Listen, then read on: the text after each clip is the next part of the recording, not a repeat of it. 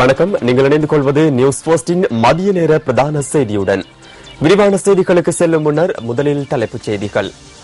பாராளுமன்ற உறுப்பினர் அச்சல சுரங்க ஜாகோட புதிய ஜனநாயக முன்னணியின் ஜனாதிபதி வேட்பாளர் மைத்ரிபால சிறிசேனவிற்கு ஆதரவு வழங்க தீர்மானம்.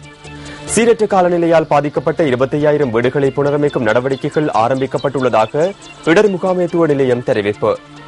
வெண்ணப்புவ கொலை குறித்த விசாரணைகள் குற்ற புலனாய்வு பிரிவினரிடம் ஒப்படைப்பு.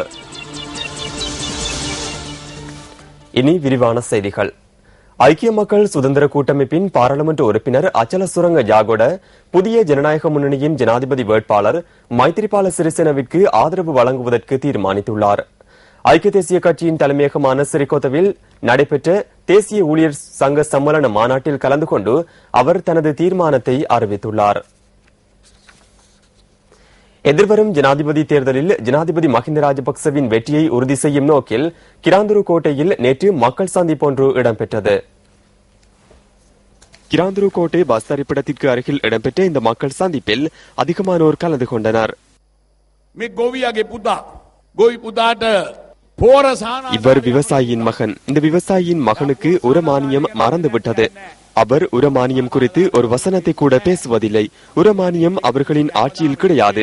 ஏனெனில் வயல் தேவையில்லை எனவும் வெளிநாடுகளிலிருந்து அரிசியை கொண்டு வர முடியும் எனவும் ரணில் விக்ரமசிங்க எந்நேரமும் சிந்தித்துக் கொண்டுள்ளார். அதேபோன்று வெளிநாட்டிலிருந்து கோதுமை மாவை கொண்டு வர முடியும் என்றும் அவர் எண்ணுகின்றார். விவசாயிகள் தேவையில்லை, வயல் நிரப்புமாறு அவர் கூறுகின்றார். ஐக்கிய தேசிய கட்சியின் அந்த கொள்கையை நடைமுறைப்படுத்தப்படுகின்றது. அப்படியென்றால் அவர் வெற்றி பெற்றால் உரமானியம் இதற்கு பிறகு விவசாயிகளுக்கு கிடையாது. அவர் வெற்றி பெற மாட்டார். அதனால் உங்களுக்கு உரமானியம் கிடைக்கும் என்பதனை உறுதியாக நான் கூறிக்கொள்கின்றேன்.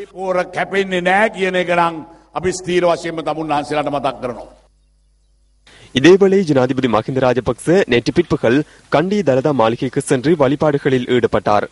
அஸ்கிரிய பீடத்தின் பிரதி ஆவண காப்பாளர் நாரம்பன ஆனந்த தேரரால் மத அனுஷ்டானங்கள் முன்னெடுக்கப்பட்டு ஜனாதிபதிக்கு ஆசீர்வாதம் வழங்கப்பட்டது.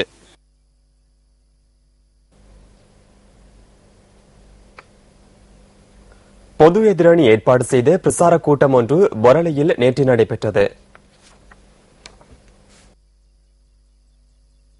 ஜனாதிபதி வேட்பாளர் மைத்ரிபால சிறிசேனவுக்கு ஆதரவு வழங்கும் வகையில் இந்த கூட்டம் ஏற்பாடு செய்யப்பட்டிருந்தது.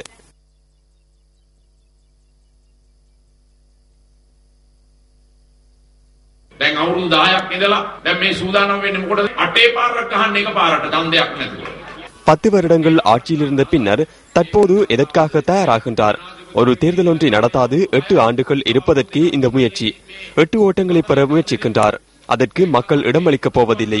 ஜனாதிபதி ஒருவர் 6 வருடங்கள் மாத்திரமே ஆட்சியில் இருக்க முடியும். மேலும் 2 வருடங்கள் ஆட்சி புரியக்கூடிய காலம் இருக்கின்ற சந்தர்ப்பத்தில் தற்போது தேர்தலை நடத்துகின்றார். வெற்றி பெற முடிந்தால் 2 வருடங்கள் ஆட்சி செய்துவிட்டு பின்னர் சத்திய பிரமாணம் எடுத்துக்கொண்டு அதிலிருந்து 6 வருடங்கள் ஆட்சி செய்யவே முயற்சிக்கின்றார். முன்னெடுக்கவுள்ள அரசியல் சீரழிவு நன்றாக புரிகின்றது. உலகிலுள்ள எந்த நாட்டில் எந்த தலைவர் தொடர்ச்சியாக 8 வருடங்கள் ஆட்சி செய்கின்றார்?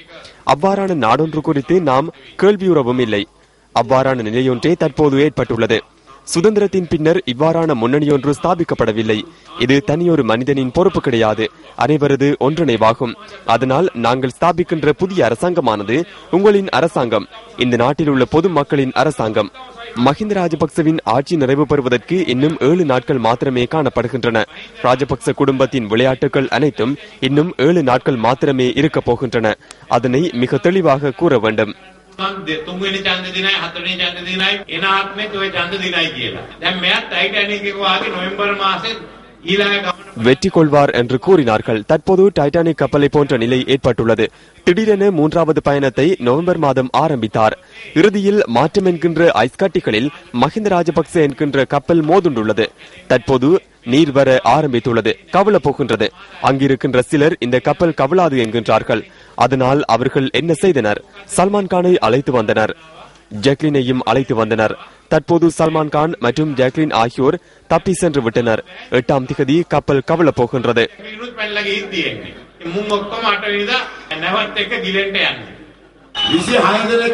முதற் தடவையாக 26 பேர் அரசாங்கத்திலிருந்து வெளியேறியுள்ளனர். வெளியேறுவோர் இதுவரை நின்றுவிடவில்லை, தொடர்ந்தும் வெளியேறுவார்கள். அதனால் அரசாங்கம் மண் சரிவில் சிக்கொண்டுள்ளது. நாங்கள் உள்ளேயே வெட்டி விட்டோம். அந்த ஆறு மகாபலி ஆற்றை போன்று நாடு பூராகவும் பாய்ந்து ஓட ஆரம்பித்துள்ளது என்பதனை நினைவில் வைத்துக் கொள்ளுங்கள். வெளியிலும் தாக்குதல் நடத்தப்படுகின்றது.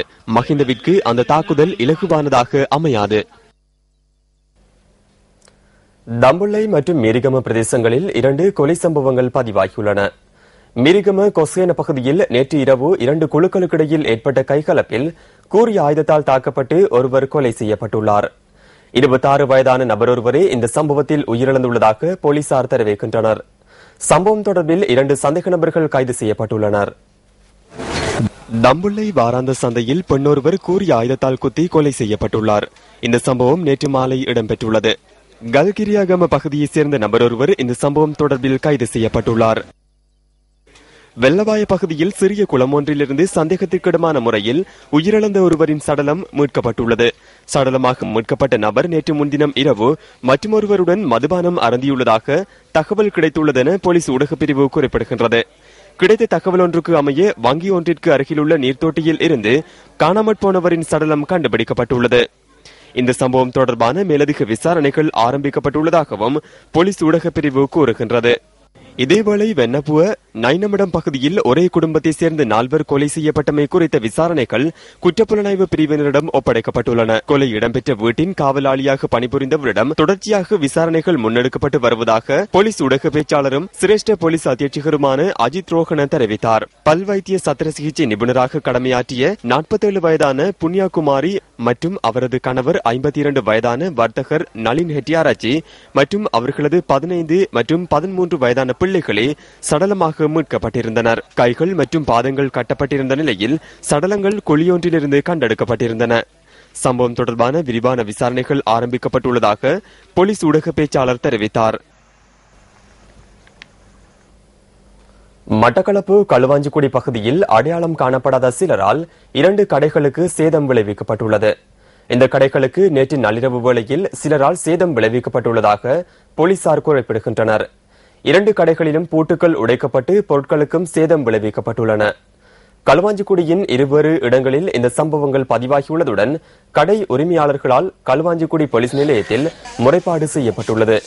இந்த சம்பவம் குறித்து இதுவரை எவரும் கைது செய்யப்படவில்லை என்பதுடன் களுவாஞ்சிக்குடி போலீசார் மேலதிக விசாரணைகளை மேற்கொண்டு வருகின்றனர்.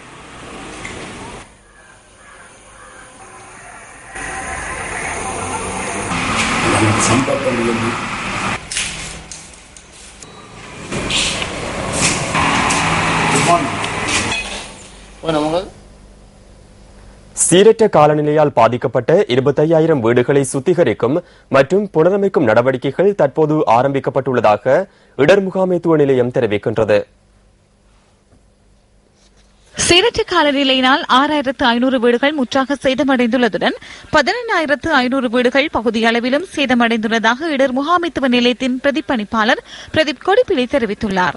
இந்த வீடுகளை புனரமைப்பது மற்றும் நிர்மாணிப்பதற்கான செலவுகள் தற்போது மதிப்பீடு செய்யப்பட்டு வருவதாகவும் பிரதீப் கொடிப்பிலி குறிப்பிட்டார். வெள்ளத்தினால் பாதிக்கப்பட்ட சில பிரதேசங்களில் உள்ள கிணறுகளை சுத்திகரிக்கும் பணிகளும் தற்போது முன்னெடுக்கப்படுவதாக பிரதீப் கொடிப்பிலி தெரிவித்துள்ளார். மண் சரிவு மற்றும் வெள்ள அனர்த்தம் காரணமாக 40,000 மக்கள் தமது சொந்த இடங்களை விட்டு இடம்பெயர்ந்துள்ளதாகவும் அவர் கூறினார். இதேவேளை மேல்கொத்மலை நீர்த்தேக்கத்தின் வான்கதவுகள் இன்று காலை திறந்துவிடப்பட்டுள்ளன. வான்கதவுகள் திறந்துவிடப்பட்டுள்ளதால் அந்த பகுதியில் வசிக்கும் மக்களை அவதானத்துடன் இருக்குமாறு நுவரெலியா மாவட்ட செயலாளர் டிபிஜி குமாரசிறி குறிப்பிட்டுள்ளார். நாட்டில் அண்மையில் ஏற்பட்ட வெள்ள அனர்த்தம் காரணமாக நாட்டின் பல பகுதிகள் பாதிக்கப்பட்டன. அந்த வகையில் கிழக்கு மாகாணம் வாழ்வாதாரம் அதிகம் தாக்கம் செலுத்தும் வகையிலான பாதிப்பை எதிர்நோக்கியிருக்கின்றது.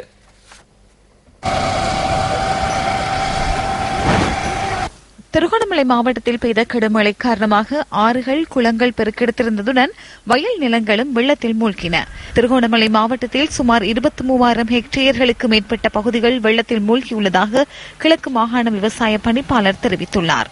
இந்த நிலை காரணமாக தமது இயல்பு வாழ்க்கையில் பாதக மாற்றங்களையே தாம் எதிர்நோக்கியுள்ளதாக மக்கள் விசனம் வெளியிடுகின்றனர். திருவண்ணாமலை மாவட்டத்தில் ஏரியாவில் கிண்டியா, தம்பலகாமம், ஈச்சலம்பத்தை, மூதூர், கிளிவட்டி ஆகிய பகுதிகளில் தாழ்நிலங்கள் விவசாயங்கள் வெள்ளத்தால் பாய்ச்சப்பட்டு முற்றாக அழிந்துவிட்டது. ஆகவே இது சீரான வடிச்சல் வாய்க்கால் ஒழுங்கில்லாத காரணத்தினால் கிண்ணியா ஏரியாவில் குசமங்கலோட வடிச்சல் வாய்க்கால் இடையில் வெட்டப்பட்டு விட்ட காரணத்தினால் ஏராளமான விவசாய காணிகள் அழிந்துவிட்டது. கிண்ணியா பகுதியில் பல ஏக்கர் வயல் நிலங்கள் வெள்ளத்தில் மூழ்கியுள்ளன.